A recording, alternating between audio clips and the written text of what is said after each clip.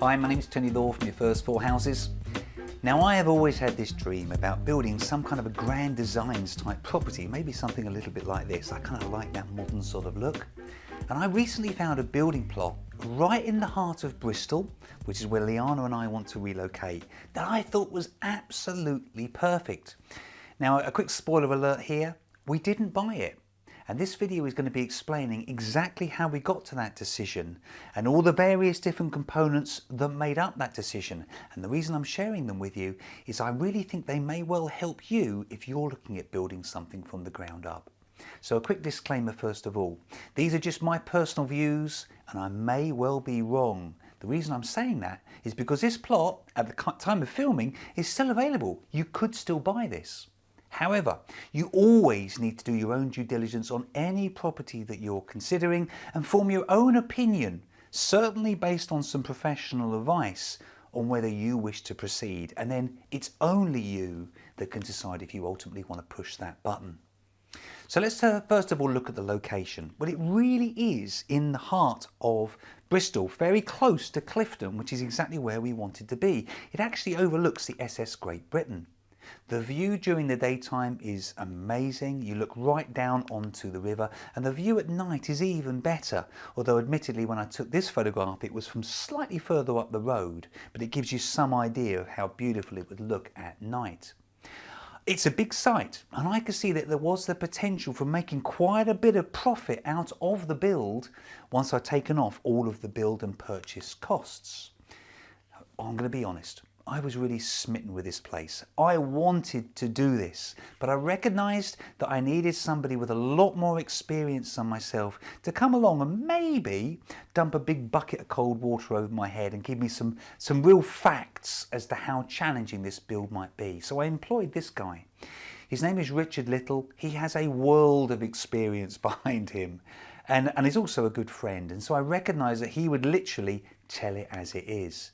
Now there's a number of different things that we sort of talked about, so let me share each of these with you, each of these challenges with you. And the first thing that we talked about was actually the topography of the site. Now as you can see, it is quite a sloping site and it's on various different levels. If that was the only challenge, I wouldn't be that fazed because yes, it requires some fairly complex piling, including piling going off at angles, not just straight down, but there is a cost associated with that.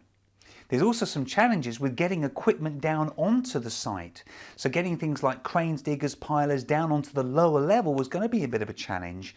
And frankly, this was the wall that had previously crumbled. And so getting stuff onto that top level and then down onto the lower level, I recognised was going to be a problem. But we first of all got to get it to site, first of all, get all the materials to site, first of all.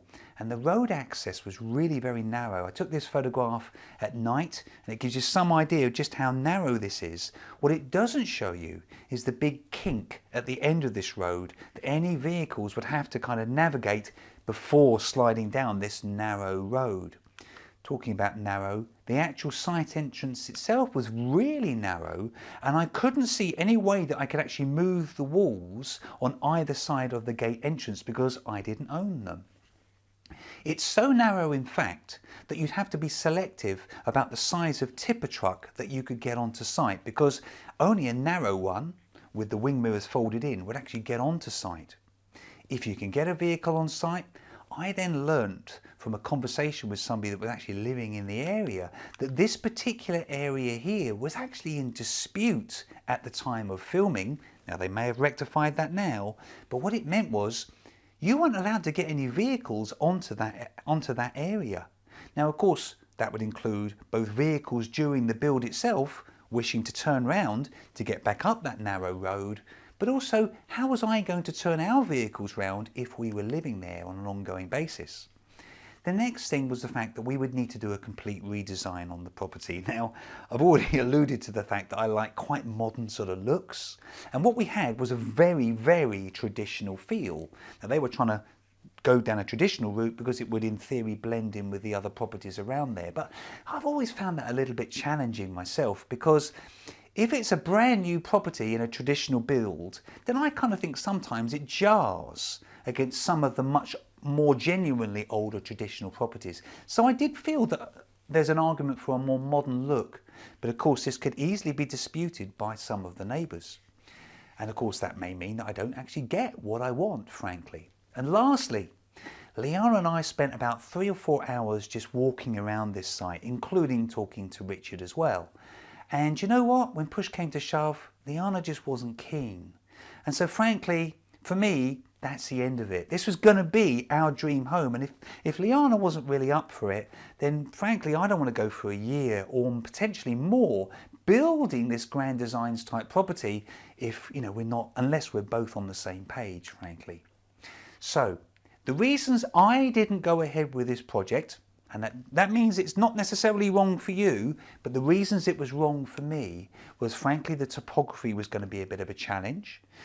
Getting access off of the upper level onto the lower level was going to be a real problem, as I saw it. There was definitely going to be issues with regards to road access down onto the site. And if you can get it down the road, get those big steels that you're going to need for construction down the road, well then you're going to have challenges getting them through the access onto the site itself.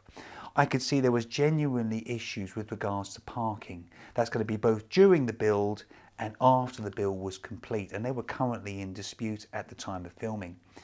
I recognised there was a complete new redesign that was needed, and honestly the profit was going to be far less than I'd hoped, and so for that reason we decided not to go ahead. Now we're currently looking at one other property at the moment which I think is going to be absolutely perfect for us. But with that said, I hope that the reasons that I've shared with you here as to why we didn't go ahead with this one really help you if you're looking at doing something similar.